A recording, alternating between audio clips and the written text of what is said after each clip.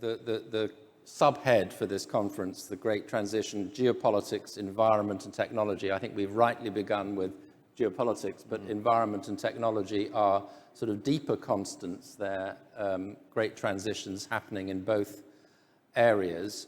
Let's take the environment first and then briefly move on to technology. Conflict in the world is going to be a dreadful setback to efforts to tackle climate change. How do you see this shifting now, given what's... Well, I mean, I think probably the most important thing to establish is that the green transition is happening. So, there are bumps on the road. Some of them are quite deep, but this is definitely underway, and we're progressing along an uneven but a steady. We're in a direction that's not going to be changed. I think the immediate picture, that you can split it into the short term and the long term. The short term actually is a setback, because once energy security comes sharply into focus, people turn back to safety. Safety at the moment immediately is fossil fuels. So, I was in Helsinki the other day, and they had a huge coal mountain in the middle of the city. And it wasn't there before, now it's there. So they've gone back to coal. They're keeping their coal energy power stations working where they intended to phase them out. So the first effect is a reversal. But I think you can also see, if you look around, a tremendous amount of focus for public policymakers, but also in the public square on renewables. And I think this questioning of energy security is going to bring the focus back to renewables. Renewables generally can be produced closer to home, so you choose the mix of renewables that you have resources for in your territory.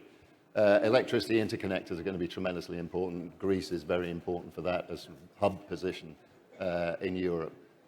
So short term, a setback; long term, probably help accelerate. And we're going to have plenty of discussions over these coming days on energy. It's going to be a core focus of these discussions. What about technology? Everybody's trying to get their minds around AI in particular. It's obviously not the only important technology. We also see enormous developments in health, life sciences, and other areas. But perhaps the most exciting area at the moment is AI. How do you see that affecting the way we think about the world, for better or worse? I mean, the digital revolution has been going on for 50 years or more, but I think the emergence of large language models, a year ago or so, has really focused people on, hang on, there's something, a real step change here in what's happening. And I think AI in particular, machine learning, the more sort of advanced levels of that do change the game. And I think the focus is going to be on probably on many areas, but three in particular stand out to me. One is who controls the natural resources that are required to make the shift across to an AI-driven world, if you like. We know how important control of natural resources has been in history. That will remain the case, but the protagonists will change. So that's an important driver of geopolitics. The second thing is who controls the information, and how is that information conveyed? And I think, in democracies, we're particularly concerned at the moment about what you can trust of what you see out there. AI changes that. It's always been the case. People would lie to you to your face, in ancient Greece 2,000 years ago, but now they'll do it using machines that will make it very hard to detect.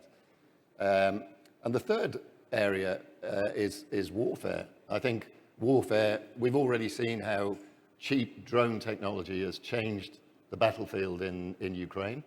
I have no doubt the technologies will emerge as the conflict in Gaza develops that we didn't know about, particularly possibly for detecting tunnels and who's in there and such. But the key thing is the possibility, the potential for autonomous machines making targeting decisions and then potentially making striking decisions, potentially under human instruction but without immediate human control. And that, again, potentially completely changes the face of warfare.